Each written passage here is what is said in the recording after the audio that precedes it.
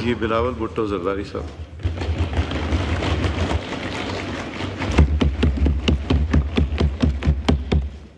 بسم اللہ الرحمن الرحیم.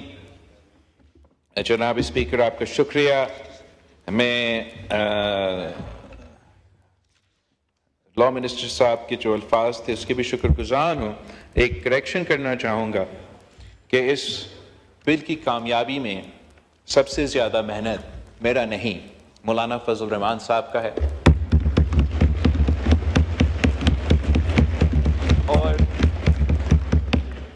میں سمجھتا ہوں کہ جو مولانا فضل الرحمان صاحب کا کردار اس پورا پروسیس میں رہا ہے یہ نہ صرف تاریخ یاد رکھے گا مگر آج اگر میں اس فلور پہ فخر کے ساتھ کھڑا ہوں کہ ہم یہ آئین سازی کا عمل کر رہا ہوں تو اس میں بھی سب سے بڑا کردار مولانا فضل الرحمان صاحب کا رہا ہے.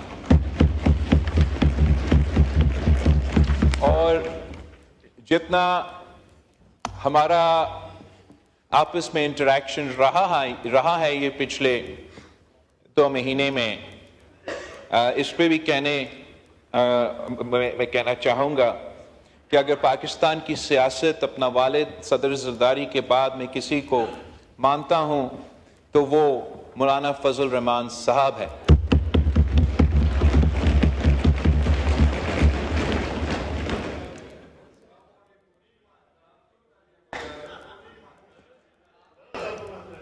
جی پلیز. اللہ تعالیٰ نے فرمایا ہے کہ وَتُعِزُّ مَن تَشَاءُ وَتُذِلُّ مَن تَشَاءُ. اور جتنا ہم نے اپنا پارلیمان کا عزت رکھا ہے اپنا دستور کا عزت رکھا ہے اس آئین سازی کا عمل کی عزت رکھا ہے تو اس میں بھی سب سے بڑا کردار مولانا فضل الرحمان صاحب کا.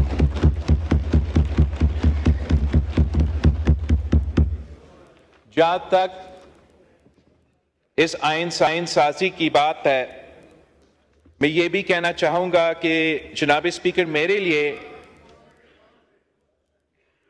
لیے اگر میں قرآن پاک کے بعد کسی کتاب کو مانتا ہوں تو وہ پاکستان کی دستور ہے پاکستان کی آئین ہے ہمارا اسلامی وفاقی جمہوری 1973 کی کانسٹیٹیوشن ہے.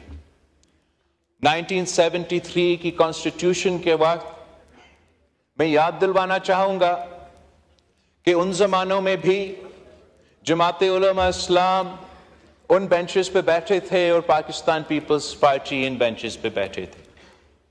اور ان زمانوں میں بھی سیاسی اختلاف تھا عروج پہ تھا.